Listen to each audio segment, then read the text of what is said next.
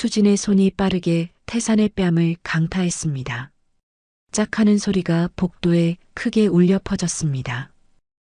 꿇어. 이게 아저씨랑 나와의 차이야. 인생을 오래 살았으면 뭐해? 그까짓 밑바닥 인생. 수진은 입에 머금은 담배 연기를 태산의 얼굴에 뿜었습니다. 아들은 이런 여자를 천사라고 결혼하고 싶다고 했습니다. 이야기가 궁금하시다면 구독과 좋아요 눌러주세요. 댓글로 지금 어디서 시청하고 계신지 소통해 주신다면 앞으로 더 좋은 영상 제작에 큰 힘이 됩니다. 태양유통본사 20층 통유리창 너머로 서울의 전경이 시원하게 내려다 보이는 강태산 회장의 집무실이었습니다. 60대의 강태산 회장은 깊은 한숨을 내쉬며 묵직한 마호가니 책상 앞에 앉아 있었습니다. 거대한 기업을 이끄는 수장답게 그의 체구는 여전히 단단하고 위엄이 있었지만 최근 들어 그의 얼굴에는 쉽게 가시지 않는 고독감과 시름이 깊게 드리워져 있었습니다. 책상 위에는 7년 전 세상을 떠난 아내와 함께 찍은 빛바랜 사진 한 장이 놓여 있었습니다. 태산은 사진 속 아내의 온화한 미소를 물끄러미 바라보며 조용히 속삭였습니다. 여보, 당신이 떠난 지 7년이 흘렀소. 당신과 내가 작은 물류창고에서 시작했던 태양유통은 이제 명실상부한 국내 굴지의 유통 전문 기업으로 성장했어. 하지만 이 모든 성공의 뒤편에서 나 혼자 이 거대한 짐을 짊어지려니 때로는 너무나 외롭고 힘이 든다는 생각이 들어. 당신의 빈자리가 너무나 크게 느껴지는군. 당신의 섬세한 조언과 따뜻한 격려가 없었다면 이 회사가 지금처럼 성장하지 못했을 거야. 나는 당신에게 약속했던 대로 우리의 아들 준영이에게 이 모든 것을 안전하게 물려주기 위해 하루하루를 버티고 있어. 태산의 목소리에는 아내에 대한 절절한 그리움과 아들에 대한 무거운 책임감이 묻어 있었습니다. 태양유통은 부부의 헌신과 노력이 고스란히 담긴 인생의 결실이었습니다. 하지만 아내가 갑작스러운 심장마비로 세상을 떠났을 때 외아들 준영은 27살의 젊은 나이였습니다. 태산은 준영이 부모가 25년간 쌓아 올린 거대한 유산을 감당할 만큼 경험이 무르익지 않았다고 판단했습니다. 그는 회사를 더욱 굳건히 다지고 안정화시킨 후 준영이 40세가 되기 전에 경영권을 완전히 넘겨주겠다고 다짐했습니다. 그렇게 세월이 흘러 준영은 이제 34살의 건장한 청년이 되었고 회사 운영에 대한 기본적인 지식과 경험을 갖추게 되었습니다. 태산은 이제 곧 회사를 물려줄 시기가 다가왔음을 마음속으로 직감하고 있었습니다. 하지만 최근 들어 태산의 마음을 불편하게 만드는 일이 있었습니다. 준영이 연애에 깊이 빠지면서 업무에 대한 집중력이 현저히 떨어지기 시작한 것입니다. 특히 지난 한 달 동안은 돌아가신 어머니의 납골당 방문 약속마저 잊어버리고 여자친구와 여행을 떠나는 등 아버지로서 이해하기 힘든 행동을 보이기도 했습니다. 태산은 그런 아들의 모습에 섭섭함과 함께 깊은 불안감을 느꼈습니다. 저 거대한 회사를 물려받을 사람이 벌써부터 이러면 안 되는데라는 걱정이 태산의 머릿속을 떠나지 않았습니다. 저녁 무렵 태산은 집으로 돌아가는 길에 아들 준영에게 전화를 걸었습니다. 준영아, 지금 어디니? 전화 너머로 들리는 준영의 목소리는 평소와 달리 한껏 들떠 있었고 무언가 기대감에 부푼 듯한 특별한 기운이 묻어나왔습니다. 아버지, 저 지금 집에 있습니다. 사실 아버지께 드릴 말씀이 있어서 좀 일찍 들어왔습니다. 그래, 나도 지금 집에 다 와가니까 집에서 얘기하자. 할 말이 뭔데 그렇게 목소리에 힘이 들어가 있니? 태산은 궁금증을 안고 서둘러 고급 주택으로 향했습니다. 현관문을 열고 들어서자 34살의 건장한 청년인 아들 준영이 거실에서 서성거리며 그를 기다리고 있었습니다. 준영의 얼굴에는 행복한 상상으로 인한 아이 같은 미소가 번져 있었습니다. 아버지 오셨어요? 앉으세요. 준영이 반색하며 태산을 최고급 가죽 소파로 안내했습니다. 태산은 아들의 들뜬 얼굴을 찬찬히 살펴보았습니다. 무슨 일인데? 그렇게 얼굴이 발그레하니? 태산은 평어체를 사용하며 아들에게 물었습니다. 준영은 한 번 숨을 크게 들이마시더니 단호하게 말했습니다. 아버지, 저 결혼하고 싶습니다. 결혼을 허락해 주세요. 태산은 잠시 말을 잇지 못하고 아들을 바라보았습니다. 아들의 입에서 결혼 이야기가 나오자 그가 느꼈던 불안감과 기대감이 복잡하게 뒤섞였습니다. 결혼? 갑자기 무슨 소리니? 너 지금 만나는 그 여자 말이니? 네, 맞습니다. 배수진이요. 제가 정말 진심으로 사랑하는 좋은 여자를 만났습니다. 아버지께 꼭 소개하고 싶습니다. 준영은 태산의 반응을 살피며 조심스럽게 여자친구에 대한 정보를 털어놓았습니다. 이름은 배수진이고 31살입니다. 작은 디자인 회사를 운영하고 있습니다. 제가 사진 보여드릴까요? 준영이 꺼낸 휴대폰 화면 속 수진은 맑고 청순한 미소를 머금고 있었습니다. 사진만 봐도 매력적인 여성이었습니다. 태산은 사진을 뚫어지게 바라보았습니다. 예쁘장하게 생겼구나. 그런데 어떻게 만나게 된 거니? 너처럼 과묵한 애가 그렇게 들뜬 모습은 정말 오랜만에 보는 것 같구나. 준영의 목소리에는 주체할 수 없는 흥분이 담겨 있었습니다. 아버지, 정말 운명적인 만남이었습니다. 제가 회사 일이 끝나고 술자리가 있어서 차를 두고 퇴근하는데 비가 엄청 쏟아지는 날이었어요. 약속 장소로 급하게 뛰어가는데 코너를 돌다가 어떤 여자랑 부딪혔지 뭡니까? 그 여자분이 안고 있던 서류가 비바람에 순식간에 날아가거나 젖어버리더라고요.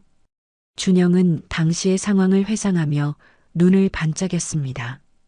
그에게는 이 모든 것이 아름다운 영화의 한 장면처럼 느껴지는 듯 했습니다. 제가 급하게 서류를 같이 주워주면서 처음 얼굴을 봤는데 빗속에서 빛나는 그녀의 모습에 첫눈에 반했습니다. 아버지, 처음에는 저에게 괜찮다며 그냥 가라고 했는데 제가 연락처를 막무가내로 달라고 졸랐습니다. 다음 날 바로 연락했고요. 몇 번 밥을 먹어보니 이렇게 예쁜 여자가 마음까지 너무 예뻐서 사귀게 되었습니다. 정말 영화 같지 않습니까? 태사는 35살 아들의 호들갑에 헛웃음을 지었습니다.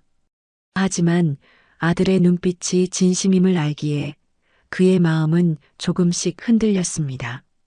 아이고, 내가 이렇게 수다스러워진 걸 보면 내 마음은 진심인 것 같구나.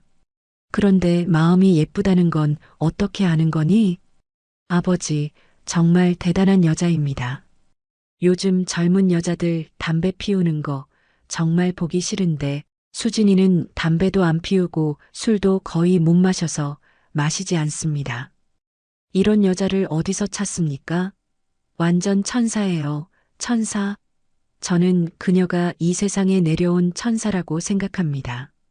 준영의 말에 태산의 마음은 불안감을 조금이나마 덜어냈습니다. 외모도 준수하고 아들이 확신하는 품성이라면 며느리로 나쁘지 않다고 생각했습니다.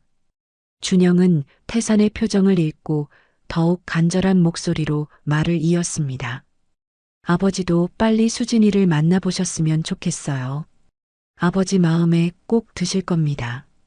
제가 신중하게 결정한 여자예요. 그래, 알겠다. 내가 그렇게 원한다면 조만간 한번 자리를 마련해 보자꾸나. 태산이 의미심장하게 대답했습니다. 정말이세요? 언제요? 그럼 제가 당장 수진이한테 이 기쁜 소식을 전해 놓을게요. 조만간 말이야. 너무 서두르지는 마라. 태산은 대답하면서도 다시금 깊은 생각에 잠겼습니다. 아들이 보여준 사진 속 청순한 외모와 천사라는 수식어만으로는 태산이 가진 거대한 불안감을 완전히 잠재울 수 없었습니다. 태양 유통의 명운이 걸린 후계자의 배우자 문제였습니다. 태산은 아들의 눈이 콩깍지에 가려진 것이 아닐지, 그리고 아들의 순수한 마음을 역이용하는 사람은 아닐지 자신의 눈으로 직접 확인해야겠다고 굳게 결심했습니다. 아버지로서 아들의 행복을 지키기 위한 고독하고 중대한 결단이었습니다. 그는 다음 날 아침 믿음직한 오 팀장에게 은밀히 연락을 취했습니다. 강태산 회장의 깊은 고민은 다음 날 아침이 되어서도 해결되지 않았습니다. 34살 아들의 결혼 선언과 그를 천사라 칭하는 준영에 들뜬 목소리가 태산의 머릿속을 떠나지 않았습니다. 태산은 태양 유통의 명운이 걸린 이 문제를 단순히 아들의 감정 문제로 치부할 수 없다고 판단했습니다. 그는 출근하자마자 믿음직한 신복인 오 팀장에게 은밀히 연락을 취했습니다. 오 팀장은 20년간 태산을 보좌해온 인물로 태산의 의중을 누구보다 정확히 파악하는 능력을 가진 사람이었습니다. 오 팀장, 나일세. 어제 준영이에게서 중대한 이야기를 들었어. 준영이가 결혼하고 싶은 여자가 생겼다고 하더군. 자네가 은밀하게 그 여성에 대해 조사해 주겠나? 회장님, 갑작스러운 일이지만 알겠습니다. 혹시 어떤 분이신지 여쭤봐도 되겠습니까? 이름은 배수진이고 31살이며 수 디자인 스튜디오라는 작은 회사를 운영하고 있다고 하네. 최대한 신속하고 은밀하게 알아봐 주게.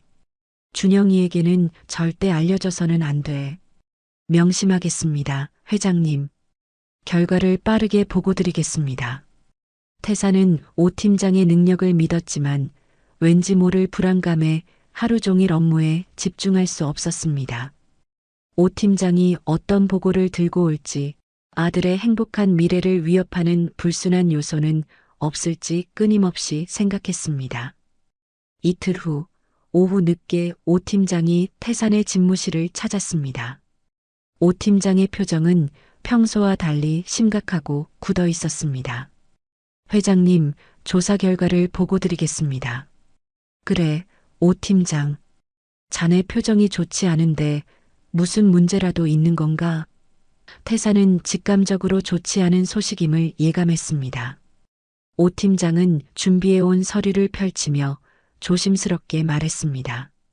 신뢰되는 말씀이지만 며느님이 되실 분이 다소 수상합니다.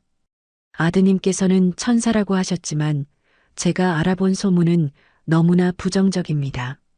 수 디자인 스튜디오 내부의 평판이 매우 좋지 않습니다. 무슨 말인가, 오 팀장? 자세히 이야기해 주게. 태산의 목소리가 낮아졌습니다. 가장 큰 문제는 회사 직원들의 교체가 매우 잦다는 것입니다. 직원들이 심한 경우 한 달을 버티지 못하고 퇴사하는 일이 빈번하다고 합니다. 그래서 거의 상시 모집 형태로 인력을 뽑고 있다고 합니다. 작은 사업체치고는 수익이 제법 나오는 편이지만 이 역시 부모님의 영향력을 이용해 계약을 따는 형태가 많다는 소문이 있습니다. 태산은 충격에 휩싸였습니다. 아들이 말했던 배수진의 모습과는 너무나 다른 이야기였습니다. 하지만 준영이가 말하기로는 담배도 안 피우고 술도 거의 못한다고 했는데 성품이 그렇게 나쁠 리가 없지 않나?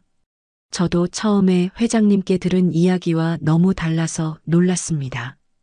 하지만 제가 직접 그 회사가 있는 K빌딩의 경비원이나 주변 상인들에게 탐문해 본 결과 배수진 씨가 평소 사람들에게 굉장히 까칠하고 무례하게 대한다는 증언을 확보했습니다. 특히 회사 직원들에게는 폭언도 서슴지 않는다는 이야기도 들었습니다. 태산은 묵직한 망치로 머리를 맞은 듯한 충격을 받았습니다. 아들이 사랑에 눈이 멀어 잘못 보고 있는 것인지 아니면 수진이라는 여자가 준영 앞에서만 완벽하게 연기를 하고 있는 것인지 판단하기 어려웠습니다. 태양 유통의 후계자가 이런 여자에게 속아 넘어가는 것을 두고 볼 수는 없었습니다. 태사는 자리에서 벌떡 일어섰습니다. 그의 얼굴에는 단호한 결의가 떠올랐습니다. 오 팀장, 내가 직접 확인해 봐야겠어. 회장님, 직접이요? 무슨 말씀이신지. 오 팀장은 놀라 말을 잇지 못했습니다. 그래, 내 눈으로 직접 봐야겠어. 이 태양 유통은 내 인생과 내 아내의 피와 땀이 서려 있는 회사일세. 아들이 회사를 물려받을 것이고 그 옆을 지켜줄 며느리가 이런 사람이라면 절대 용납할 수 없어. 내 고생이 아들의 인생을 지켜줄 수 있다면 아버지로서 당연히 해야 할 일이야. 태산의 목소리에는 아버지의 확고한 의지가 담겨 있었습니다. 오 팀장은 잠시 침묵하더니 태산의 결심을 꺾을 수 없음을 깨달았습니다. 알겠습니다, 회장님. 그럼 제가 회장님을 돕겠습니다. 어떤 방법으로 잠입하시겠습니까? 회장님의 얼굴은 워낙 많이 알려져 있어서 노출이 걱정됩니다. 태사는 잠시 눈을 감았다 떴습니다. 7년 전 아내를 잃고 홀로 이 거대한 기업을 지탱해 온 그의 삶이 주마등처럼 스쳐 지나갔습니다. 청소부. 태산의 머릿속에 번뜩이는 생각이 떠올랐습니다. 가장 낮은 곳으로 아무도 의심하지 않을 자리로 들어가야만 했습니다. 오 팀장, 배수진의 회사가 있는 K빌딩에 내가 들어갈 수 있는 방법을 찾아보게. 가장 좋은 방법은 청소 용역 업체 쪽일 것 같네. 지금 당장 인맥을 동원해서 알아보게. 나는 잠시 회사를 비울 것이네. 자네가 혼자 회사를 잘 지켜줘야 하네. 오 팀장은 깊은 한숨을 내쉬었지만 곧 충성심을 담아 고개를 숙였습니다. 걱정하지 마십시오, 회장님. 회장님께서 안전하게 잠입하여 진실을 확인하실 수 있도록 모든 것을 준비하겠습니다. 태양유통은 제가 잠시 회장님을 대신하여 굳건히 지키고 있겠습니다. 그날 밤 강태산 회장은 청소부 복장으로 변신한 자신의 모습을 상상하며 아들의 행복을 위한 고독하고 위험한 전쟁을 시작할 준비를 했습니다. 다음 날 새벽 강태산 회장은 거울 앞에 섰습니다. 그는 평소에 즐겨 입던 최고급 맞춤 정장 대신 오 팀장이 준비해준 낡은 점퍼와 색이 바랜 운동화를 신었습니다. 단정하게 빗어 넘겼던 머리는 헝클어진 채 모자로 가렸고 60년 평생을 굵은 마디의 손으로 일해왔지만 지금 그의 손에는 묵직한 서류 가방 대신 낡은 청소 도구가 들려 있었습니다. 거울 속 자신의 모습이 낯설었습니다.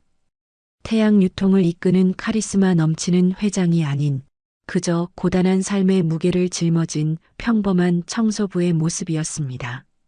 태사는 낯선 자신의 모습에 씁쓸했지만 아들을 지키기 위한 아버지의 의지만은 더욱 단단하게 굳어졌습니다. 오전 9시 태사는 배수진의 회사가 있는 K빌딩 앞에 도착했습니다. 주변에는 작은 오피스 건물들이 밀집해 있는 곳이었습니다. 오 팀장이 사전에 용역업체와 연결해 두었기 때문에 태사는 건물 관리실에서 간단한 설명을 들을 수 있었습니다. 새로 오신 분이시죠? 오늘부터 저희 K빌딩 청소를 맡아주실 박 씨라고 들었습니다. 잘 부탁드립니다. 태사는 관리인에게 고개를 숙였습니다. 네, 오늘부터 일하게 되었습니다. 잘 부탁드립니다. 일단 주의 사항부터 말씀드릴게요. 다른 층은 괜찮은데 2층에 있는 사업체가 조금 까탈스럽습니다. 그곳만 조심하시면 됩니다. 태산의 심장이 순간 빠르게 뛰기 시작했습니다. 2층은 바로 배수진의 수 디자인 스튜디오가 있는 곳이었습니다. 어떻게 까탈스럽다는 말씀이신가요? 태사는 최대한 무심한 척 물었습니다. 청소 상태에 대해 자주 컴플레인을 넣습니다. 조금만 마음에 안 들어도 관리실로 바로 전화가 옵니다. 그래서 청소부들도 자주 그만두는 편입니다. 일단 조심하시고 다른 곳보다 2층은 더 꼼꼼하게 청소해 주셔야 합니다. 관리인은 친절하지만 경고의 메시지를 담아 말했습니다. 태사는 관리인에게서 청소 도구를 받아들고 엘리베이터에 올랐습니다. 묵직한 청소 카트를 미는 일은 그에게 어색하고 힘든 노동이었지만 완벽주의자인 그는 이 임무 역시 태양 유통을 경영할 때처럼 완벽하게 수행하겠다고 마음먹었습니다. 그는 1층부터 차근차근 청소를 시작했습니다. 난간부터 바닥까지 구석구석 먼지와 얼룩을 놓치지 않으려 노력했습니다. 회장으로서 사무실에 앉아 결제만 하던 손이 거친 걸레와 빗자루를 잡고 쉴 새 없이 움직였습니다. 오전 11시 태사는 드디어 2층 복도에 도착했습니다. 복도 끝에는 수 디자인 스튜디오 배수진이라고 적힌 간판이 보였습니다. 태산의 손이 미세하게 떨렸습니다. 이 문 너머에 아들이 천사라고 부르는 여자가 있었습니다. 태산은 조심스럽게 복도 청소를 시작했습니다. 빗자루 소리가 복도에 울리는 가운데 태산은 오직 그 문에만 신경을 집중했습니다. 그때 사무실 문이 철컥 소리를 내며 열렸습니다. 태산은 본능적으로 고개를 숙여 청소하는 척했습니다. 나긋나긋한 듯 하면서도 묘하게 날카로운 여성의 목소리가 들렸습니다. 이제 좀 쓸만해졌나 싶었는데 청소부 또 바꿨네. 아, 정말. 태산이 조심스럽게 고개를 들어 올리자 사진보다 훨씬 화려하고 아름다운 여성이 서 있었습니다. 높은 구두를 신고 당당하게 서 있는 그녀는 아들이 보여주었던 수수한 사진 속 모습과는 다소 거리가 멀었습니다. 바로 배수진이었습니다. 수진은 태산을 위아래로 훑어보더니 날카로운 목소리로 말을 걸어왔습니다. 아들이 말해주었던 부드럽다는 목소리와는 전혀 달랐습니다. 아저씨, 잘 부탁해요. 여기 청소하는 사람들 너무 자주 바뀌어서 내가 매번 짜증나거든. 잘해요. 나 건드리지 말고. 목소리에는 명백한 무시가 깔려 있었습니다. 태사는 고개를 숙인 채 조심스럽게 대답했습니다. 네, 잘 부탁드립니다. 수지는 만족스러운 듯 콧방귀를 뀌고는 사무실로 들어갔습니다. 태사는 가슴이 두근거렸습니다. 처음 대면은 좀 차갑긴 하지만 아직은 판단하기 이르다라고 스스로를 다독였습니다. 하지만 수진이 사무실에 들어가자마자 2층 전체가 울릴 듯한 격앙된 소리가 터져 나왔습니다. 야, 이 무능한 것들아. 아니, 월급을 받아 처먹었으면 일을 똑바로 해야 될 거 아니야. 이번에 계약한 회사가 어딘지 몰라. 이런 느낌이 아니라고. 더 화려하고 눈에 띄게 디자인을 하라고 했잖아. 태사는 깜짝 놀라 청소하던 손을 멈췄습니다. 아들의 입에서 나왔던 천사 같은 여자의 모습은 온데간데 없고 직원들에게 독서를 퍼붓는 차갑고 잔인한 목소리만이 사무실 안을 가득 채우고 있었습니다. 월급 받을 땐 행복하지? 그럼 일도 똑바로 해. 내가 너희들 때문에 스트레스 받는 꼴 못 봐. 태사는 조용히 청소 도구를 챙겨 그 자리를 벗어났습니다. 그의 마음속에는 혼란과 함께 불길한 예감이 피어오르고 있었습니다. 점심시간이 되어서야 태사는 건물 밖 벤치에 앉아 간편식으로 때우며 오 팀장에게 문자를 보냈습니다. 첫날부터 충격적이네. 자네 말이 맞는 것 같네. 태사는 그날 밤 잠을 이룰 수 없었습니다. 아들이 천사라고 확신했던 여자의 입에서 튀어나온 독설과 폭언이 귓가에 맴돌았습니다. 혹시 어제는 수진이의 기분이 안 좋았던 날일 수도 있다라고 스스로를 위로하려 했지만 그 희망은 너무나 미약했습니다. 태사는 진실을 온전히 파악하기 위해 이틀째 되는 날 어제보다 더 이른 시간에 K빌딩에 도착했습니다. 밤새 수진의 모습이 머리에서 떠나지 않았기 때문입니다. 그의 마음은 피곤했지만 진실을 향한 의지는 더욱 강해졌습니다. 오전 9시 태산이 2층 복도를 조심스럽게 청소하고 있을 때였습니다. 수 디자인 스튜디오의 문이 다시 열리더니 배수진이 복도 한쪽 구석으로 걸어 나왔습니다.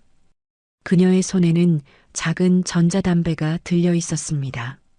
태사는 놀라서 청소하던 손을 멈추고 그 모습을 지켜보았습니다. 수지는 능숙한 자세로 전자담배를 입에 물고 연기를 깊게 들이마셨습니다. 이내 만족스러운 표정으로 연기를 내뿜었습니다. 아들이 담배도 안 피우는 천사라고 말했던 것과 정면으로 배치되는 모습이었습니다. 태사는 당혹스러움을 감출 수 없었습니다. 수지는 전자담배를 피우며 혼잣말처럼 나지막이 중얼거렸습니다. 이거 없이는 못 살지. 이놈의 스트레스. 태사는 용기를 내어 조심스럽게 그녀에게 다가갔습니다. 사장님, 실례지만 건물 내에서는 담배를 피우시면 안 됩니다. 관리 규정상 문제가 됩니다. 태산의 말에 수진의 눈빛이 순간 얼음장처럼 차갑게 변했습니다. 그녀의 말투는 순식간에 반말로 바뀌었고 어제보다 훨씬 위협적인 태도를 취했습니다. 우리 아저씨가 여기 온 지 얼마 안 돼서 잘 모르시나 보네. 나 건드려서 좋을 거 하나도 없을 텐데. 수지는 한 발 더 태산에게 다가왔습니다. 높은 힐을 신고 있어 태산을 내려다보는 자세였습니다. 태산은 60평생을 살아오면서 이렇게 노골적인 무시와 위협을 당해본 적이 없었습니다. 그는 재벌 회장이었지만 지금 이 순간 청소부라는 위치 때문에 이 모든 것을 감수해야만 했습니다. 그냥 못 본 척 넘어가고 청소나 해요. 좋게 말하잖아요. 수진이 싸늘하게 말했습니다. 태산이 뒷걸음질 치면서도 말을 이어가려 했습니다. 그래도 건물 내에서는 규정상. 수진은 태산의 말을 끊었습니다. 아니, 나이가 먹으면 다 이렇게 되는 건가? 말을 알아 처먹지를 못하네. 수진의 입에서 나온 거친 말에 태산은 엄청난 충격을 받았습니다. 그의 머릿속은 분노로 가득 찼지만 아들의 미래를 위해 이 모든 모욕을 꾹꾹 눌러 참았습니다. 분위기 파악을 전혀 못하시네. 내가 지금 기분이 아주 안 좋거든. 건들지 말라니까. 수지는 피우고 있던 전자담배 꽁초를 바닥에 던졌습니다. 깨끗하게 치워요. 쓰레기는 쓰레기답게. 그 말을 남기고 수지는 사무실로 들어가 버렸습니다. 태사는 그 자리에 우두커니 서 있었습니다. 그의 손은 떨렸고 바닥에 떨어진 꽁초를 바라보며 태사는 깨달았습니다. 오 팀장의 정보가 옳았다는 것을, 그리고 아들이 이토록 잔인하고 가증스러운 여자에게 완전히 속고 있다는 것을 확신했습니다. 점심시간이 되었지만 태사는 식욕이 없었습니다. 그는 건물 밖 벤치에 앉아 물만 마시며 생각에 잠겼습니다. 그때 누군가가 태산의 옆에 앉았습니다. 55살쯤 되어 보이는 친근한 얼굴의 다른 청소부 아주머니였습니다. 새로 오신 박 씨죠? 저는 이화순이라고 합니다. 여기서 3년째 일하고 있어요. 아, 네. 박태산입니다. 잘 부탁드립니다. 태산은 본명에서 강씨 성을 빼고 이름을 소개했습니다. 화순 씨, 혹시 2층에 있는 수 디자인 스튜디오 아세요? 태산이 조심스럽게 물었습니다. 화순 씨의 표정이 미묘하게 변했습니다. 그럼요. 수 디자인 스튜디오라면 이 건물에서 모르는 사람이 없습니다. 험담 같아서 말하긴 그렇지만 그 사장님 많이 힘들죠. 우리 같은 사람들을 사람 취급 안 한다니까요. 태산의 가슴이 답답해졌습니다. 혹시 남자친구분에게는 잘하는 것 같던가요? 신기한 건 남자친구한테는 완전히 다르더라고요.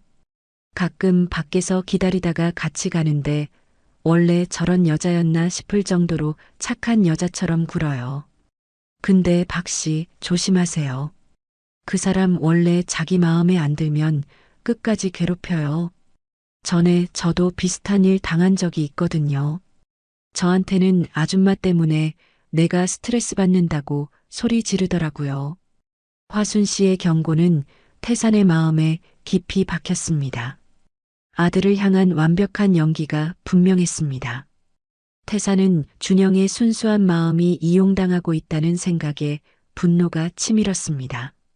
아들의 인생이 이토록 가증스러운 여자에게 농락당하도록 두고 볼 수는 없었습니다. 태산은 결심했습니다. 이제 단순한 확인을 넘어 아들에게 진실을 보여줄 확실한 증거를 잡아야겠다고 다짐했습니다. 이화순 씨의 경고는 정확하게 적중했습니다. 오후 2시 태산이 1층을 청소하고 있을 때 K빌딩 관리인이 급하게 다가왔습니다. 박 씨, 혹시 청소를 똑바로 안 하시나요? 2층에서 더럽다고 연락이 왔습니다. 빨리 올라가 보세요. 태산은 황당했지만 군말 없이 2층으로 올라갔습니다. 자신이 깨끗하게 청소했던 복도 한가운데에 온갖 쓰레기가 버려져 있었습니다. 담배 꽁초, 휴지, 심지어 음식물 찌꺼기까지 섞여 있었습니다. 누가 보아도 일부러 버린 것이 분명했습니다. 태산은 분노가 치밀어 올랐지만 청소 도구를 들고 조용히 쓰레기를 치우기 시작했습니다. 바로 그때 배수진이 사무실 문을 열고 나왔습니다. 그녀는 팔짱을 끼고 태산을 내려다보며 쏘아붙였습니다. 아니, 청소를 똑바로 하셔야지. 아저씨 돈 받고 일하는 사람 아닙니까? 제대로 해요. 이딴 식으로 할 거면 관두시던가. 억울함이 목 끝까지 차올랐지만 태산은 그 모든 모욕을 꾹 참았습니다. 잠시 후 수지는 복도 한쪽에 서서 누군가와 통화를 시작했습니다. 목소리는 크게 울렸고 태산은 청소하는 척하며 그녀의 대화에 귀를 기울였습니다. 엄마, 아니, 좀 기다리라니까. 상견례 잡는 게 어떻게 내 마음대로 되냐고. 그 멍청한 놈이 자꾸 지 아빠가 어쩌고저쩌고 하는데 이거 괜찮은 거 맞는 거야? 나 파파보이랑은 못 살아. 태산의 손이 멈췄습니다.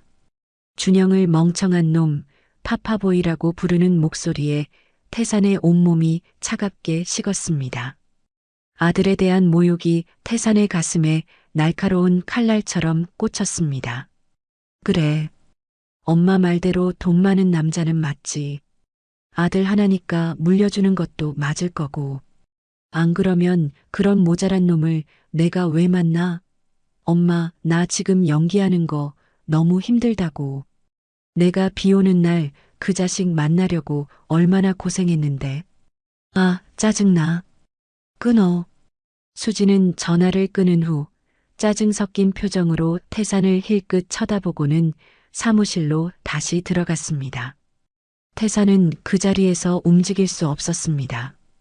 연기, 돈 때문에 만남, 모자란 놈, 비 오는 날이라는 단어들이 그의 머릿속을 맴돌았습니다.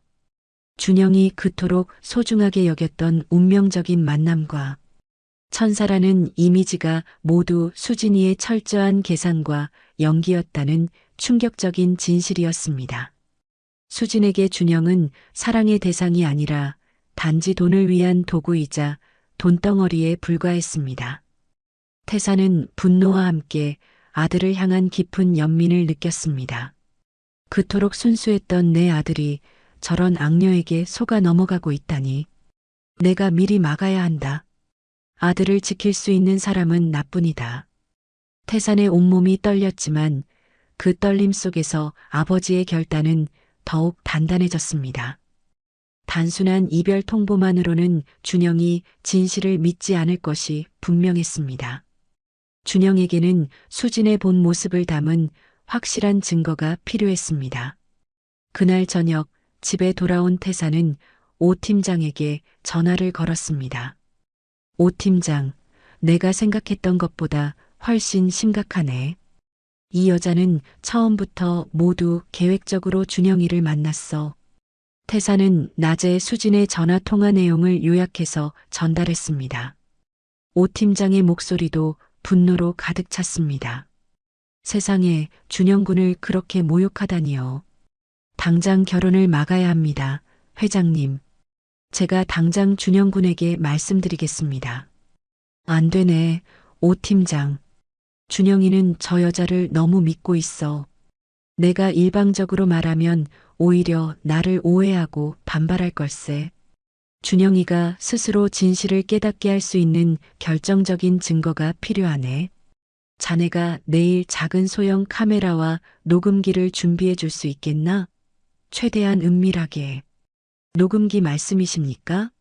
회장님께서 직접 위험을 감수하시겠다는 말씀이신가요? 오 팀장은 걱정스러운 목소리로 물었습니다. 그래야 해야지. 내 아들의 인생과 회사의 운명이 걸린 문제야. 나는 반드시 이 모든 악행을 기록으로 남길 거네. 아들을 지키기 위해서라면 이 정도 위험은 아무것도 아니야. 태산의 목소리에는 단호한 의지가 담겨 있었습니다. 아버지는 아들을 향한 가슴 아픈 사랑 때문에 더 깊은 모욕과 위험 속으로 걸어 들어갈 준비를 하고 있었습니다. 며칠 후 새벽같이 K빌딩에 도착한 태사는 오 팀장에게 받은 초소형 카메라와 고성능 녹음기를 조심스럽게 청소 카트와 작업복 구석에 숨기고 2층으로 올라갔습니다. 태산의 마음은 아들의 마음을 바꾸어줄 증거를 잡아야 한다는 책임감으로 무거웠습니다. 오전 10시 2층 복도에서 청소를 시작하자마자 수 디자인 스튜디오 안에서 배수진의 격앙된 목소리가 들려왔습니다. 이런 멍청한 것들, 내가 몇 번을 말해야 알아듣냐고. 이런 식으로 일할 거면 다 나가. 월급만 축내고 일은 제대로 안 하고. 태사는 복도에서 청소하는 척하며 녹음기를 켰습니다. 잠시 후 20대 초반으로 보이는 여직원이 울면서 사무실 문을 박차고 뛰어나왔습니다. 여직원은 태산을 보지도 못한 채 엘리베이터로 향하며 연신 죄송합니다. 죄송합니다. 를 중얼거렸습니다. 수진이 뒤따라 나와 차가운 목소리로 쏘아붙였습니다. 내일부터 나오지 마. 그런 실력으로 여기가 어디라고 감히 들어왔어? 수진은 곧 태산을 발견하고는 비웃었습니다. 또 왔네. 아저씨, 이쪽으로 와봐. 태산이 다가서자 수진은 사무실 안에서 쓰레기통을 가져왔습니다. 안에는 썩은 음식 찌꺼기와 온갖 더러운 쓰레기가 가득했습니다. 수진은 그 쓰레기통을 태산이 깨끗하게 닦았던 복도 바닥에 그대로 쏟아부었습니다. 고약한 냄새가 복도에 순식간에 퍼졌습니다. 이것 치워. 수진이 명령했습니다. 태산은 분노했지만 녹음기와 카메라가 작동하고 있음을 기억하며 참고 쓰레기를 치우기 시작했습니다. 수진은 한숨을 푹 쉬더니 태산을 내려다보며 모욕적인 말을 쏟아냈습니다. 나는 능력도 없으면서 나대는 사람이 세상에서 제일 싫거든. 아저씨 같은 사람들 말기도 못 알아듣고 분위기 파악도 못하고 내가 당신들 같이 밑바닥 삶을 사는 사람들이 보기 싫어서 지금 얼마나 노력하고 있는 줄 알아? 나는 아저씨가 평생 바라보지도 못할 높은 곳으로 갈 거야. 수진의 눈빛은 교만으로 가득했습니다. 그녀는 태산의 아들인 준영을 언급하며 노골적으로 자신의 야심을 드러냈습니다. 내가 아주 부잣집 며느리가 될 사람이라 이 말이야. 아휴, 빨리 내가 이걸 때려쳐야 나도 아저씨 안 보고 아저씨도 나 안 보고 좋을 텐데. 태사는 이 여자에게 준영은 단지 돈을 위한 수단, 그 이상도 이하도 아니었음을 다시 한번 확인했습니다. 그때 엘리베이터 문이 열리며 수진의 어머니가 나타났습니다. 요즘 건물에 짜증나는 청소부가 이 사람이야. 엄마 자꾸 잔소리를 하더라고. 그래서 교육 좀 하고 있었지. 수진이 어머니에게 말했습니다. 수진의 어머니는 태산을 보더니 더욱 가관인 말을 했습니다. 그래, 원래 아래 것들은 이렇게 교육을 해줘야 해. 자기네들이 누구 때문에 돈 받고 일하는지 정확하게 알아야 한다고. 요즘 우리 딸 스트레스도 심할 텐데 그렇게라도 풀어야지. 근데 여전히 상견례 얘기는 없어? 내가 맨날 전화로 얘기하고 있어. 그 멍청한 놈, 나한테 푹 빠져서 금방 넘어올 거야. 그럼 이렇게 예쁜 내 딸을 어떤 남자가 거부해? 내가 시집만 가면 그 멍청한 사위, 놈 힘으로 네 아버지 사업도 더 크게 성공할 수 있어. 모녀는 태산이 사람이 아닌 것처럼 노골적으로 계획을 이야기했습니다. 이 모든 대화가 태산의 몸에 숨겨진 녹음기에 선명하게 기록되는 것도 모르고 말입니다. 태산은 이 정도면 충분하다라고 생각했습니다. 그때 수진이 입에 담배를 물고 불을 붙이더니 태산에게 다가왔습니다. 아저씨, 내가 만만하지? 내가 이 건물에서 왜 정신 나간 여자란 소리를 듣는지 아저씨한테 보여줄게. 그리고 수진의 손이 빠르게 태산의 뺨을 강타했습니다. 짝 하는 소리가 복도에 크게 울려 퍼졌습니다. 뺨을 맞은 충격에 태산은 그 자리에 주저앉았습니다. 60년 평생 남에게 무시당해 본 적 없는 대기업 회장이었습니다. 하지만 지금은 아들의 행복을 위해 이토록 비참한 모욕을 당하고 있었습니다. 꿇어. 이게 아저씨랑 나와의 차이야. 인생을 오래 살았으면 뭐해? 바닥에 있는 삶인데. 난 아저씨 인생의 절반이나 살았을까? 하지만 더 높은 곳에 있는 사람이잖아. 수지는 입에 머금은 담배 연기를 태산의 얼굴에 뿜었습니다. 바로 그 순간이었습니다. 멀리서 준영의 목소리가 들렸습니다. 수진아. 준영이 전무에게서 아버지의 행방을 듣고 분노하여 급하게 달려온 것이었습니다. 수진은 급하게 담배를 바닥에 버리고 목소리를 바꾸었습니다. 오빠, 이 아저씨 정신병이 있나 봐. 내가 사무실 앞에서 담배를 피우시길래 안 된다고 말씀드렸더니 갑자기 자기 머리에 쓰레기를 쏟고 이렇게 주저앉아 버렸어. 경찰에 신고해야겠지? 준영은 상황을 파악하지 못한 채 쓰러진 태산을 보고 걱정했습니다. 아저씨, 괜찮으세요? 태산은 천천히 고개를 들었습니다. 쓰레기가 뒤덮인 낡은 작업복, 뺨에는 붉은 손자국. 그리고 그 순간 준영의 얼굴이 사색이 되었습니다. 아버지. 복도에는 충격적인 침묵만이 흘렀습니다. 수지는 무슨 말인지 이해하지 못하고 준영을 바라보았습니다. 오빠, 뭐라고 한 거야? 아버지라고? 태산은 천천히 일어섰습니다. 온몸이 떨렸지만 그의 눈빛은 흔들림 없이 수진을 향했습니다. 내가 준영이 아버지다. 태산의 낮고 단호한 목소리가 복도에 울려 퍼졌습니다. 수진의 얼굴이 하얗게 질렸습니다. 모든 것이 끝나는 순간이었습니다. 강태산 회장의 내가 준영이 아버지다라는 단호한 선언은 배수진과 그녀의 어머니를 완전히 얼어붙게 만들었습니다. 수진의 얼굴은 하얗게 질렸고 어머니는 입을 틀어막은 채 경악했습니다.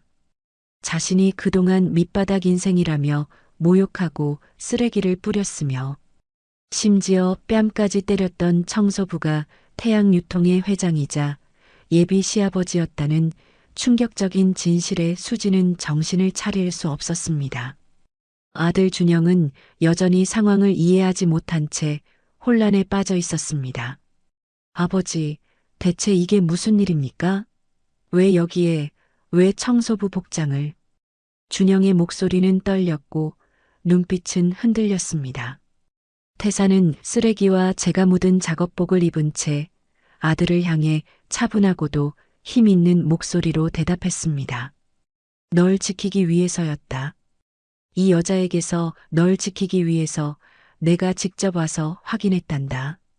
그 한마디에 모든 진실이 함축되어 있었습니다. 수진의 가면은 완전히 벗겨졌습니다. 분노와 당혹감, 그리고 모든 계획이 물거품이 되었다는 절망감이 그녀의 얼굴을 일그러뜨렸습니다. 뭐야 이거? 나를 속인 거예요? 나를 가지고 논 거예요? 수진이 소리쳤습니다. 속인 것이 아니라 진실을 확인한 것이다. 태사는 수진의 분노에 미동도 하지 않고 단호하게 맞섰습니다. 준영은 여전히 믿을 수 없다는 표정으로 아버지를 바라봤습니다. 아버지, 왜 저에게 미리 말씀하지 않으시고 이런 위험을 감수하셨습니까? 태사는 주머니에서 녹음기를 꺼냈습니다. 수진의 얼굴이 완전히 창백해졌습니다. 설마, 그래, 다 녹음되어 있다. 태사는 망설임 없이 재생 버튼을 눌렀습니다. 복도에는 수진의 목소리가 선명하게 울려 퍼졌습니다. 비 오는 날 만났다고 운명이라고 믿고 있어. 웃기지 않아? 일부러 부딪힌 건데. 준영의 얼굴이 점점 굳어졌습니다. 그가 그토록 소중하게 여겼던 운명적인 만남의 기억이 산산조각 나는 순간이었습니다. 녹음은 계속되었습니다. 미리 알아봤거든. 그 남자 어디서 일하는지. 남자들은 정말 단순해. 그냥 예쁜 게 좋은 멍청이잖아. 준영은 믿을 수 없다는 표정으로 수진을 바라봤습니다. 수진아, 이게 정말 내 목소리야? 수진은 당황하며 필사적으로 변명했습니다. 오빠, 이건 오해야. 내가 화가 나서 그냥 한 말이야. 오해라고. 오해라고? 태사는 다른 녹음 파일을 재생했습니다. 이번에는 준영에 대한 모욕적인 말이 쏟아져 나왔습니다. 그 멍청한 놈 파파보이 같아. 나 파파보이랑은 못 살아. 돈 많은 남자는 맞지. 아들 하나니까 물려주긴 하겠지. 안 그러면 그런 모자란 놈을 내가 왜 만나? 나도 연기하는 거 힘들다고. 준영의 온몸이 떨렸습니다. 자신이 그토록 사랑했던 여자가 자신을 멍청한 놈, 모자란 놈이라고 부르는 목소리를 들으며 준영은 극도의 배신감과 모멸감을 느꼈습니다. 수진아. 준영의 목소리가 떨렸지만 그 안에는 주체할 수 없는 분노가 담겨 있었습니다. 이게 다 진짜야? 우리가 만난 것도 거짓이고 내가 나한테 했던 모든 말도 거짓이었다는 거야? 수진은 더 이상 변명할 말을 찾지 못했습니다. 그때 태사는 마지막 녹음 파일을 재생했습니다. 수진 어머니의 목소리였습니다. 원래 아래 것들은 감사함을 알아야 해. 자기네들이 누구 때문에 돈을 버는지 정확하게 알아야 한다고. 내가 시집만 가면 그 멍청한 사위놈 힘으로 네 아버지 사업도 더 크게 성공할 수 있어. 준영의 얼굴이 창백해졌습니다. 자신뿐만 아니라 아버지까지 모욕하고 이용하려 했다는 사실에 준영은 완전히 절망했습니다. 이제 믿어지니? 태산이 쓰레기가 묻은 뺨을 감싼 채 조용히 아들에게 물었습니다. 수지는 이제 더 이상 착한 척할 이유가 없었습니다. 모든 것이 들통났기 때문이었습니다. 그녀는 자신의 추악한 본 모습을 드러냈습니다. 그래, 맞아. 나는 원래 이런 사람이야. 하지만 너도 아버지한테 붙어 사는 파파보이잖아. 34살이나 먹고 아직도 아버지가 하는 일에 쩔쩔매는 재미없는 놈. 사랑이라고? 웃기지 마. 너 같은 놈을 누가 진심으로 사랑해? 그래서 내가 이거 없이 어떻게 너 같은 놈을 견디냐고. 수지는 주머니에서 전자담배를 꺼내 보이며 소리쳤습니다. 준영은 그 자리에 주저앉을 것 같았습니다. 자신이 사랑했던 모든 것이 거짓이었고 아버지가 자신을 지키기 위해 이토록 비참한 모욕과 폭행을 당했다는 사실에 준영은 숨을 쉴 수가 없었습니다. 수진아, 우리는 여기서 끝이다. 준영의 목소리는 단호했습니다. 수진은 절망적으로 준영에게 매달렸지만 준영은 단호하게 고개를 저었습니다. 준영은 천천히 아버지 태산에게 다가갔습니다. 쓰레기가 묻은 아버지의 작업복과 부어오른 뺨을 보며 준영의 눈에 뜨거운 눈물이 쏟아졌습니다. 아버지, 죄송합니다. 정말 죄송합니다. 제가 사람을 제대로 보지 못했습니다. 아버지께서 저 때문에 이런 모욕을 당하시는 동안 저는 아무것도 모르고 있었습니다. 준영은 고개를 떨구고 오열했습니다. 태사는 눈물을 흘리는 아들의 머리를 쓰다듬었습니다. 쓰레기가 묻은 손이었지만 그 손에는 세상 그 어떤 것보다 깊은 아버지의 사랑이 담겨 있었습니다. 괜찮다. 준영아. 이제라도 알았으니까 된 거야. 이 모든 것이 헛되지 않도록 이제는 내가 아버지와 이 회사를 지켜야 한다. 태산의 절절한 말은 준영의 가슴을 울렸습니다. 배수진 모녀는 무너지는 계획 속에서 절망적으로 그 광경을 바라볼 수밖에 없었습니다. 강태산 회장의 희생과 준영의 눈물 어린 사죄가 있었던 그날 밤, 두 사람은 집으로 돌아와 오랫동안 진솔한 대화를 나누었습니다. 준영은 아버지의 붉게 부어오른 뺨을 보며 가슴이 찢어지는 고통을 느꼈습니다. 아버지, 정말 죄송해요. 제가 너무 어리석었어요. 아버지께서 저 때문에 그런 모욕과 폭행을 당하시고 계신 동안 저는 아무것도 모르고 그 여자를 천사라고 믿었습니다. 준영의 목소리가 슬픔으로 떨렸습니다. 괜찮다. 준영아. 사랑에 빠지면 누구나 실수를 할 수 있는 법이다. 이제라도 진실을 알았으니까 된 거야. 태사는 아들을 위로했지만 준영은 단호했습니다.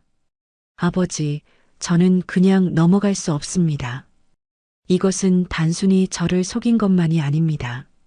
아버지께 모욕을 주고 회사 직원들을 괴롭힌 그런 사람들이 아무 처벌 없이 지나가서는 안 됩니다. 준영의 눈빛이 변했습니다. 순진했던 아들은 사라지고 책임감 있는 어른의 결단이 그 자리를 채웠습니다. 뭘 할 생각이니? 태산이 물었습니다.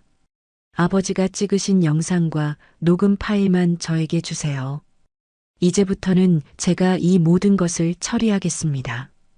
제가 태양유통의 후계자로서 이 부당함에 대해 책임을 지겠어요. 준영은 결연한 표정으로 말했습니다. 다음 날부터 준영은 본격적인 조치에 들어갔습니다. 먼저 수 디자인 스튜디오에서 퇴사한 직원 15명 중 10명을 찾아 연락했습니다. 그들은 한결같이 배수진의 인격 모독과 월급 체불에 대한 증언을 쏟아냈습니다. 준영은 모든 증언을 정리했습니다.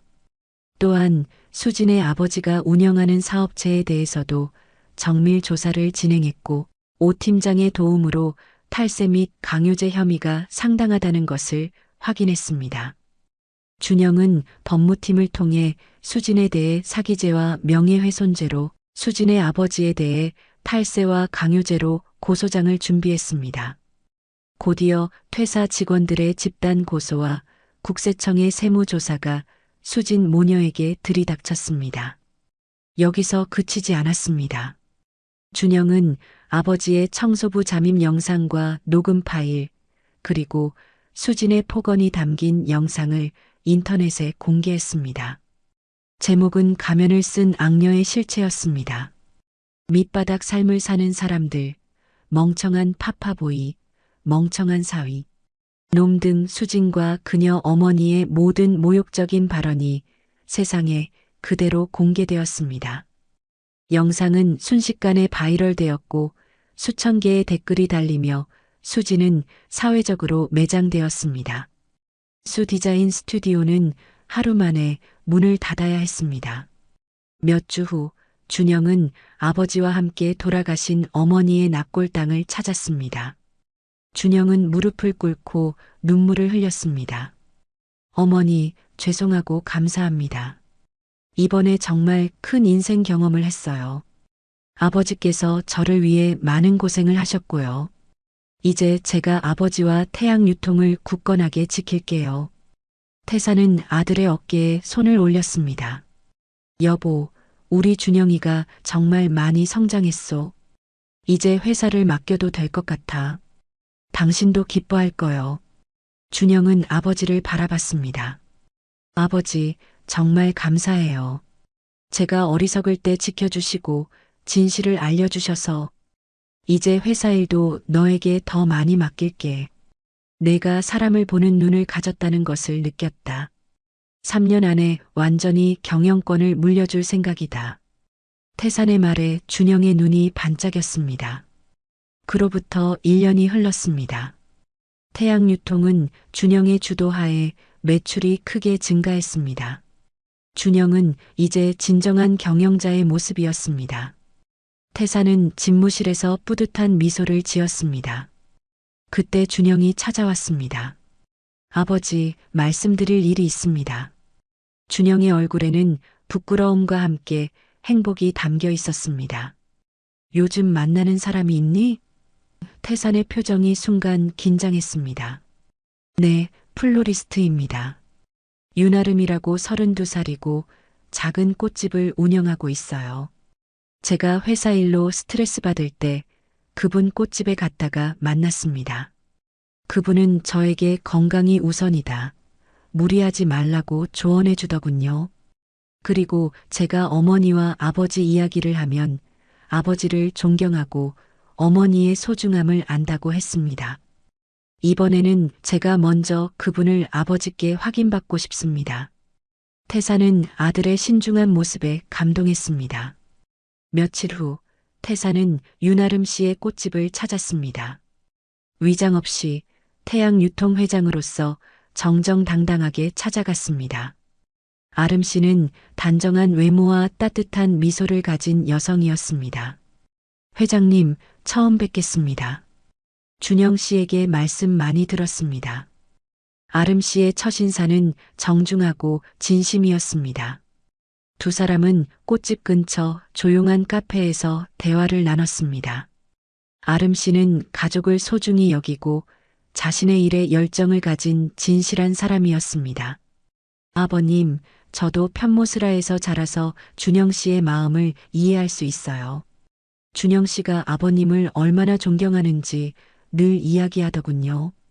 그런 환경에서 자란 분이니 믿을 수 있습니다. 태사는 확신했습니다. 이 여성은 돈이나 지위에 관심이 없었습니다.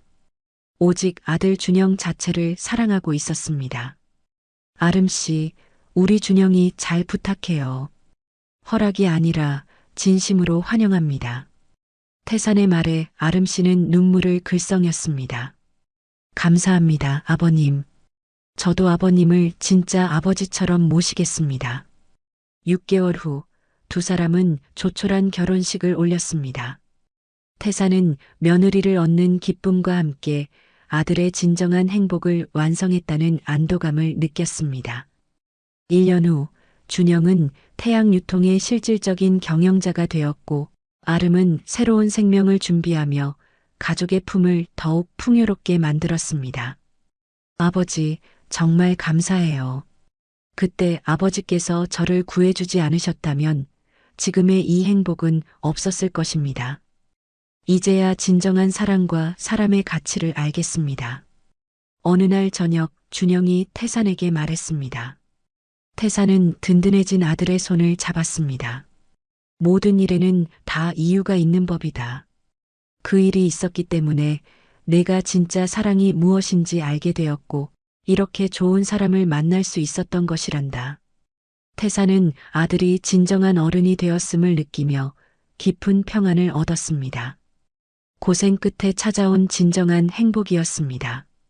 오늘 이야기를 끝까지 들어주셔서 감사합니다. 영상 보시고 느끼신 감정, 댓글로 함께 나눠주세요.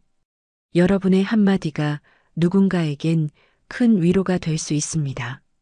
영상이 마음에 드셨다면 구독과 좋아요로 응원 부탁드립니다.